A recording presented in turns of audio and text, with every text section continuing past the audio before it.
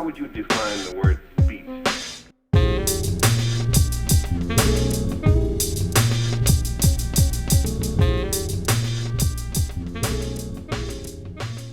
Hello, Mick Feltham here from Obelisk Productions, PKA Plobtron, and this is my first video for the Audient Tutorial Hub, and I've entitled it Finding Your Own Sound, Connectivity and Creativity. So if you didn't read any of the blurb before clicking on the vid, basically I'm back into full-time beat making as an independent writer-producer after being a long time in education, music education that is, and I had this plan that I was going to use a super sleek studio, just an Ableton push and loads of gorgeous plugins, and make product really fast and really high quality, high creativity. And I did that for about 8 months, but it wasn't really hitting the spot. So I thought, well, I'll just plug in some of my old analog gear before I sell it and see how it sounds, test it out. And then all of a sudden, bam, that was it. Boom, that was it. It was the sound I've been looking for, finding that sound. And a lot of it's to do with finding out what sounds weren't working for me. So anyway, once I realised that I love vintage analog and digital gear and effects, and instruments, then it was a case of finding a way of making those work in the same super fast connected environment of plugins, virtual plugins in the DAW. So obviously, all DAWs have a way of creating external instruments and external effects as a plugin, and Ableton's no exception with that. So that was my plan, to create a studio that could have all my main pieces of analog gear that I love to play with, but be able to call them up quickly as a plugin. And that's where the ID22 came in.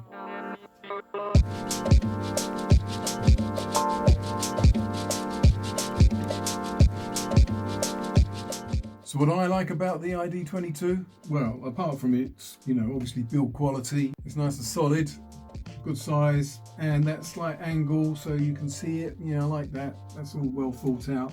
Is the back and the connectivity and the quality. So to start with, obviously, 2 Audient preamps, the same that are in the 8024 console.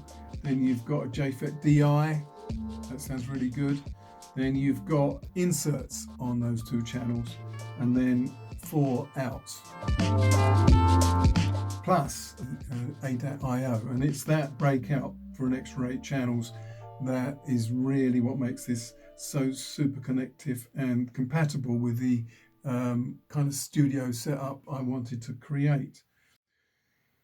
So the next thing I want to do is just give you a whirlwind presentation of how I've gone about setting the studio up. It has evolved, it has changed, and this is version 3 or 4 probably, and it's probably going to change again. But right now, it is letting me make tracks super fast, super enjoyable, and yeah, what more do you want?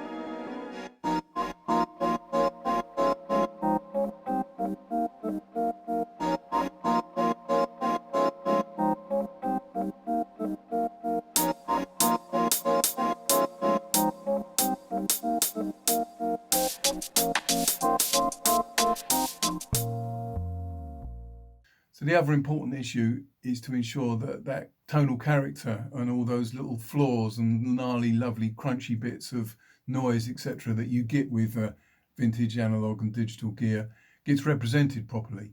Now, so on the way in, obviously, I've got those Burr Brown converters, which are going to ensure that the clock rate is absolutely perfect.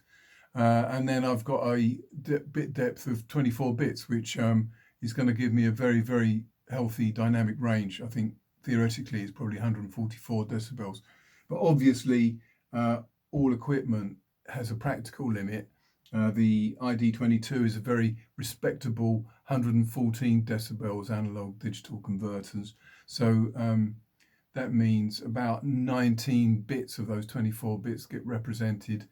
And so I still really want to make sure that everything I record is recorded on as many bits as possible. So I want to make sure my levels are healthy.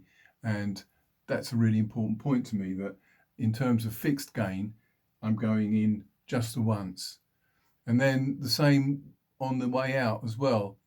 I decided that I wanted to do all the processing and summing in the box because of the 32-bit floating point architecture, which gives you a theoretical headroom of about 1500 decibels. So it's a lot of room to play with and a lot of processing to play with and be creative with. And then on the way out, this has a digital analog conversion of 120 decibels, which represents about 20 bits of the 24 bits. So, you know, I thought about analog summing, but actually I didn't want to come out the box and back in. The plan was make sure that I represent the sounds and print them down for processing as accurately and as gnarly as possible, and then use that digital information that I've recorded within a digital processing environment and then back out. So that's the end of the first video, and I really enjoyed sharing that with you.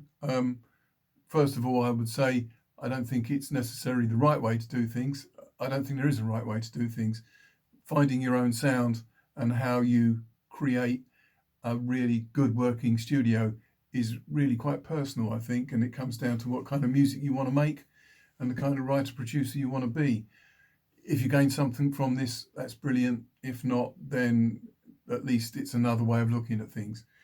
Second video, I want to concentrate more on the virtual side in Ableton and how the two things link together to help me get as creative and connected as possible. See you then.